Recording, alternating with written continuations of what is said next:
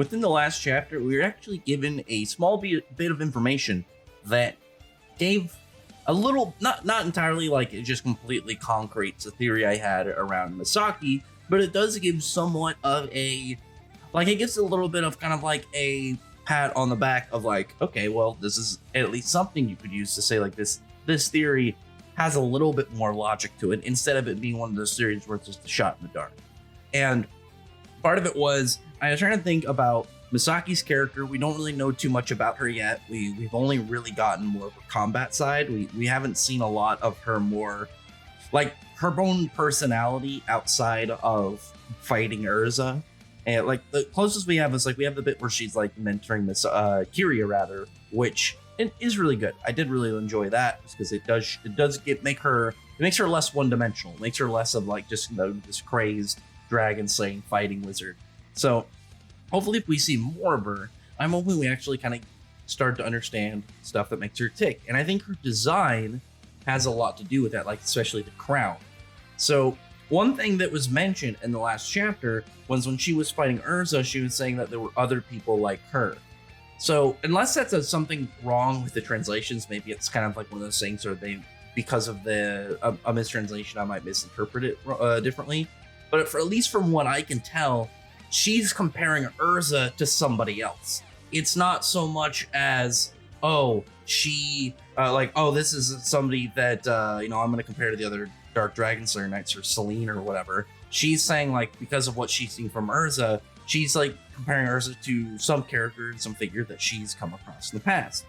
Now, when you look at her design, again, when I bring up the crown, I think that has 100% something important to her whole set. Because from what we've seen with all of the members of Diablos, there's something about their general design that has something directly tied to how their character just seems to interact with, as like how their character just seems to go about their design essentially.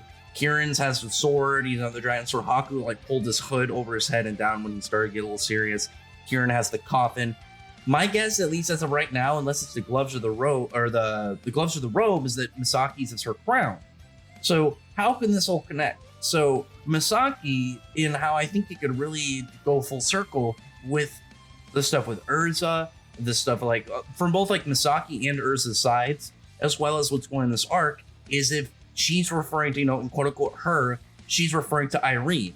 Logically, maybe it's like say that Misaki one day found out about Irene. She knows about Irene's feats, capabilities. Maybe she finds out about Alvarez and like she understands like the legacy of Irene. She just doesn't know the full picture. But she knows that she used to be this dragon queen. Now she's no more. Maybe she wears the crown because she wants that title. Maybe she wants to be kind of like the next person to take Irene's level of just kind of presence in the series and kind of like hold that title of dragon queen. Maybe, because that would also make sense of like, well, it would give Irene something of why she could be relevant in this arc. It could tie Urza to Misaki in a more personal way if Misaki found out that Urza was her daughter. Because then at some point it could stop being Misaki looking down on Urza and like clearly underestimating her. Even in the recent chapter where she starts to assess Urza more, there's still that feeling where she's not really taking Urza at full like threat.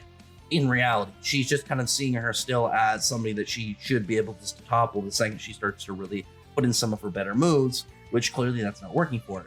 But if say she is like, maybe say like Irene is somebody that she had like this goal, like essentially this is the person I want to surpass. If she sees Urza as not only the person that was directly somebody that led to her defeat, but also this is Irene's blood, she would see her as like a logical rival. And I think it'd be really cool because for Urza, it could be kind of one of those things where it's like the sins of the parent and how that can kind of follow her, even though it's not something that Urza did directly. Urza should have a responsibility for because of who her mother is. It's something that now is, it's on her lap. She has to deal with it.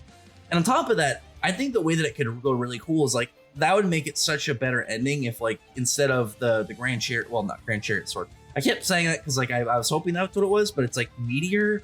But I don't know entirely if it's supposed to be like the spell Meteor, because like I know that it's written in differently. Like Mishima had I think it's I think in the Japanese version, Meteor is like I don't remember if it's written in English in like the way that Jalal says it and the Urza said it in Japanese, or it's two different types of Japanese writing. That's all I know, is I know that the way he wrote it is different than the other way he writes Meteor. So it could be one of those things where it's just similar naming, but it's not the same thing.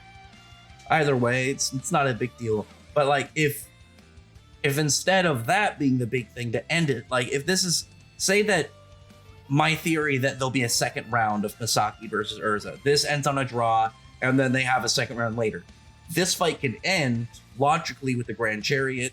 See, I said again, the Meteor Sword, at least putting that several damage, and then say maybe the two of them collapse after like they this, or they fight for a little bit longer, then they draw, and maybe the fight's inconclusive. But then it's like, well, you find out about the stuff with Irene and say how like at that point it connects and becomes personal. Then instead of it being something to do with her hair and something to do with Jalal and using a big attack that had to do with the connection between the two of them, say it becomes Irene at that point. Then instead of it being that combo spell where she's enchanting her sword, say she's using her Belsarian sword. Because I think that would also make a lot more sense in context of the story for her to defeat a Dragon Slayer with a dragon sword. And I think on top of that, we could eventually, like if you have Urza and Misaki for the most part depicted not as equal, but Urza is able to just through her utility and maybe better, like more experienced fighting prowess and stuff, she's able to make up for that gap with those, again, experience and other abilities that she could use. Maybe like throughout the arc, Urza like obviously worked it stronger, she can get stronger in combat, and then you could have something like maybe like Irene shows up, helps Urza, and it's like maybe Dragon Force Misaki or something, because we know Irene can undo it, but like maybe she would do it, who knows in that scenario. But I feel like there's also like if you put her in that scenario where she told Urza that she had to kill Misaki, Urza would probably do it. I mean, like Urza do it. Like Wendy and Urza have different mindsets in that scenario, in that kind of scenario rather, like that she had with Nibaru.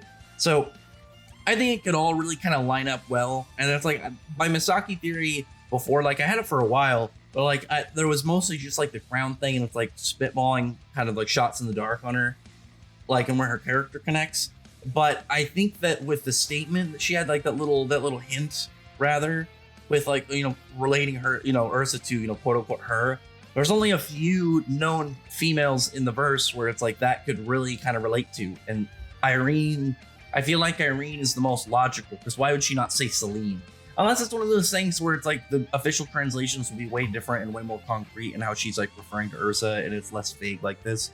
Either way, comment below and tell me what your thoughts are about this, and what your thoughts are about Misaki and like where she could go in this arc. And like just like, do you think this theory is logical? I don't know like entirely like the percentage, but like do you look at this and like some of those evidence and be like, I could see it happening. I feel like it could make sense, because like Irene is in the arc, so Irene could logically have a point where she has like an actual plot role, and it's not just like how she pops in with Wendy. It could actually be something for her. Misaki could give her own ongoing like mini plot arc, which I think would be really cool. But anyway, other than that, comment below, thumbs up the video, prefer like, subscribe, and check out my other videos. From that, appreciate you, subscribe, and thank you for listening.